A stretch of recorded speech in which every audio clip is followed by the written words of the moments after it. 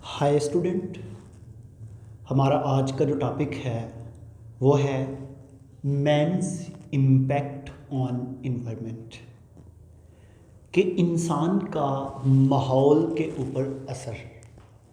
आज हम इस टॉपिक के बारे में डिस्कस करेंगे। आज हम इस टॉपिक के बारे में पढ़ेंगे कि भाई इंसान का जो उसके माहौल के ऊपर जो असर होता है, हमने आज इसको स्टडी करना है, हमने आज इसको देखना है। तो सबसे पहले यहाँ पे कुछ पॉइंट्स हैं जिनके बारे में मैं वन बाय वन आपके साथ डिस्कस करूँगा। सबसे पहले स्टूडेंट, यहाँ पे एक बहुत ही अच्छा और इम्पॉर्टेंट और आसान सा पॉइंट लिखा हुआ है, होमो सैपियंस।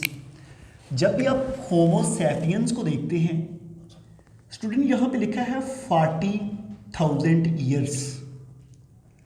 होमो सैपियंस जो है इसको हम मॉडर्न ह्यूमन भी कहते हैं।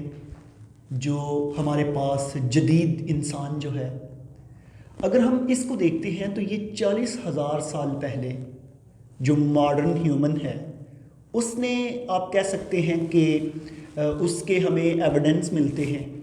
आप ये कह सकते हैं कि उसकी अर्थ के ऊपर पार्टिसिपेशन मिलती है। आप ये कह सकते हैं कि उस इंसान ने ज़मीन के ऊपर कुछ चीज़ें प्रॉपर अरेंज की, प्रॉपर कुछ, आप ये कह सकते हैं कि कुछ प्रोडक्ट लॉन्च की या कुछ सिविलाइज्ड हुआ, क्योंकि उससे पहले वाला तो टोटली गारों में रहता था, एनिमल्स की तरह बिहेवियर था उसका। खैर आज का जो मॉडर्न है वो भी एनिमल्स की तरह बिहेवियर करता है, लेकिन ये है कि कुछ हद तक वो बेहतर हुआ, उसमें कुछ इम्प्रूवमेंट आई। तो स्टूडेंट यहाँ पे जब आप देखते हैं तो यहाँ पे एक वर्ड है नीच। मैंने आपको ये जो है इकोसिस्टम वाले चैप्टर में भी बताया था कि भाई कोई भी जो स्पीशीज़ है वो किसी भी हैबिटेट में रहती हो और उस हैबिटेट के अंदर जो उसका रोल हो, उस स्पीशीज़ का किसी हैबिटेट के अंदर जो प्रोफेशन हो, उसका जो पेशा हो, वो उसका होता है नीच। इंसान जो बेसिकली, जो इंसान जब पैदा हुआ, आप ये कह सकते हैं बिल्कुल स्टार्ट वाला इंसान जो है वो प्राइमरी कंज्यूमर था। वो वेजिटेबल खाता था, वो फ्रूट खाता था। लेकिन वक्त के साथ साथ क्या हुआ कि यही इंसान जो है प्राइमरी से सेकेंडरी कंज्यूमर बन गया, कि हमारे पास जो है इसने शिकार करना स्टार्ट कर दिया और उसके बाद गोश्त खाना स्टार्ट कर दिया, साथ वेजिटेबल भी खाता है। जिस तरह के हम ओमनीवोर जो होते हैं, कि मीन के वो आपकी जो है प्लांट्स भी खाएं और उसके अलावा फ्रूट एंड वेजिटेबल और साथ गोश्त भी खाएं, उनको हम बोलते हैं ओमनीवोर। तो ऐसे स्टूडेंट क्या हुआ कि इंसान ने अपनी नीच को चेंज किया। जो प्राइमरी कंज्यूमर थी नीच उसकी, उससे ये ज़रा थोड़ा सा मॉडिफाई हुआ, वक्त के साथ इसमें इम्प्रूवमेंट आई और वो बन गया फिर उसके बाद सेकेंडरी कंज्यूमर, के गोश्त को भी उसने खाना यूज़ कर दिया। लेकिन अगर हम ज़मीन पे कल्चर की बात करें, इंसान के कल्चर की, तो वो 5,000 साल पुराना है। इससे पुराना जो कल्चर है अभी तक हमने अर्थ के ऊपर स्टडी नहीं किया। इंसान की आप घरों की बात कर लें, पूरी दुनिया में आपके पास जितनी भी सिविलाइजेशन गुजरी हैं, जिसमें हमारे पास मेसोपोटामिया की सिविलाइजेशन बहुत पुरानी है, गंधारा सिविलाइजेशन बहुत पुरानी है, हड़प्पा जो है, या इसके अलावा टेक्सला जो हमारे पास सिविलाइजेशन है, ये मतलब कि 3,000 साल पुरानी है, 3500 25,000 साल पुरानी है। तो सॉरी 2500 साल पुरानी है या 3,000 साल पुरानी है। तो मैक्सिमम जो ह्यूमन का कल्चर हमें मिलता है वो 5,000 साल पुराना है। इससे पुराना हमें इंसान का कल्चर ज़मीन के ऊपर नहीं मिलता।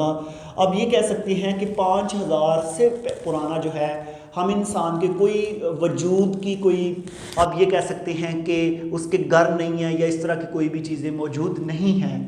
तो ऐसे स्टूडेंट फिर यहाँ पे क्या हुआ कि जो मॉडर्न टेक्नोलॉजी आई वो आज से 200 साल पुरानी है।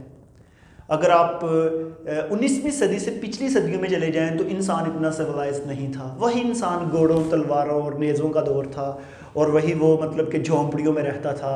वो प्रॉपर जो है कोई हाउसिंग स्कीम प्रॉपर लॉन्च नहीं हुई थी। लेकिन आपको पता है कि जो ही वक्त के साथ इंसान जो है, इसने सिविलाइजेशन हुआ, इसने 200 ईयर्स से, लास्ट 200 ईयर्स से इसने फॉसिल फ्यूल का यूज़ किया, उससे डिफरेंट प्रोडक्ट्स बनाई, और वो डिफरेंट प्रोडक्ट्स जो इंसान बनाता है वो उसको किसी भी क्लाइमेट के अंदर रहने के लिए हेल्प करती है।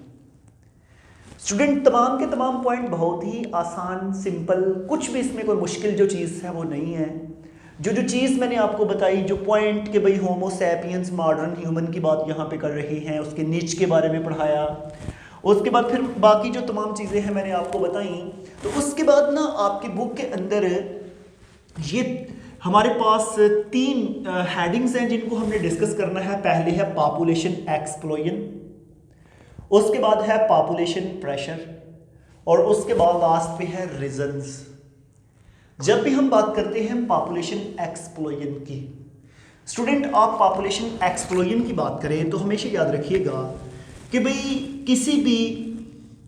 किसी भी हमारे पास कंट्री है, उसकी जो मेन प्रॉब्लम है वो पॉपुलेशन एक्सप्लोजन है। कोई भी कंट्री जो है, अगर उसमें रिसोर्स का प्रेशर आ रहा है, अगर वहाँ पे हैबिटेट डिस्ट्रक्शन आ रही है, हमारे पास वहाँ पे जितने भी प्रॉब्लम जो आते हैं वो सारे के सारे प्रॉब्लम जो हैं वो आपके इसी के अंदर होंगे। वो जो प्रॉब्लम हैं उनको हम इसी के अंदर डिस्कस करते हैं, उन प्रॉब्लम को। तो हमारे पास यहाँ पे आपने इस चीज़ के बारे में बताना है, आपने इस चीज़ के बारे में कि भाई पॉपुलेशन एक्सप्लोजन जो होती है, पॉपुलेशन एक्सप्लोजन के अंदर यही चीज़ है कि भाई जितनी आपकी पॉपुलेशन स्पीड से इंक्रीज़ करेगी उससे क्या होगा कि हमारे पास वहाँ पे प्रॉब्लम क्रिएट होंगे, और इसकी स्टडी को हम बोलते हैं डेमोग्राफी। कोई भी हमारे पास जो पॉपुलेशन होती है इसकी स्टडी को हम बोलते हैं डेमोग्राफी।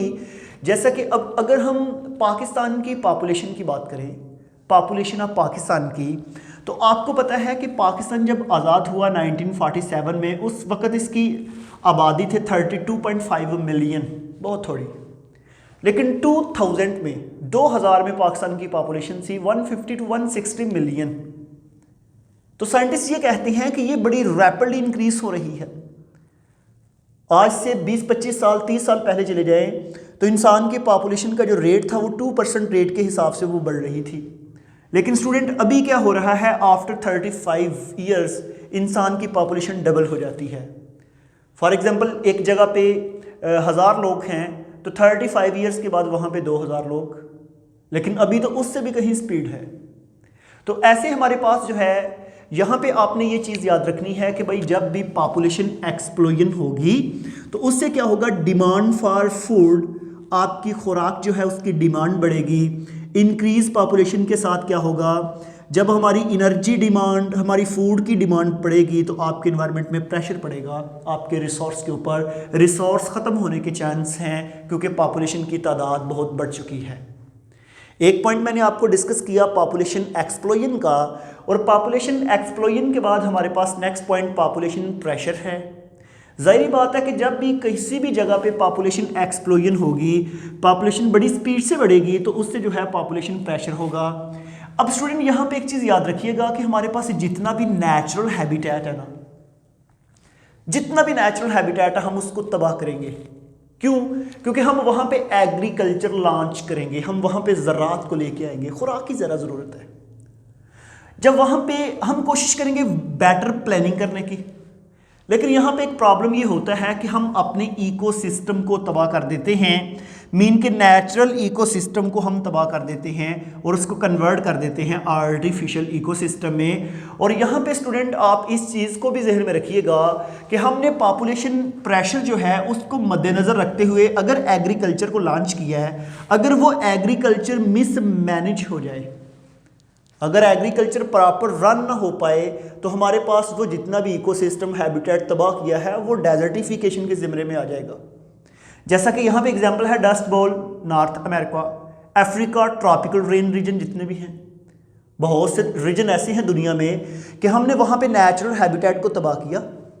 जब हमने नेचुरल हैबिटेट को तबाह किया तो तबाह करने के बाद हमारे पास वहाँ पे दोबारा हमने जब एग्रीकल्चर लॉन्च की तो वो मिसमैनेज हो गई, उसकी मैनेजमेंट अच्छी नहीं हुई, जिससे प्रॉब्लम क्रिएट हुआ और हमारे इन्वायरमेंटल डिग्रेडेशन हुई, हमारा इन्वायरमेंट जो है वो तबाह हो गया।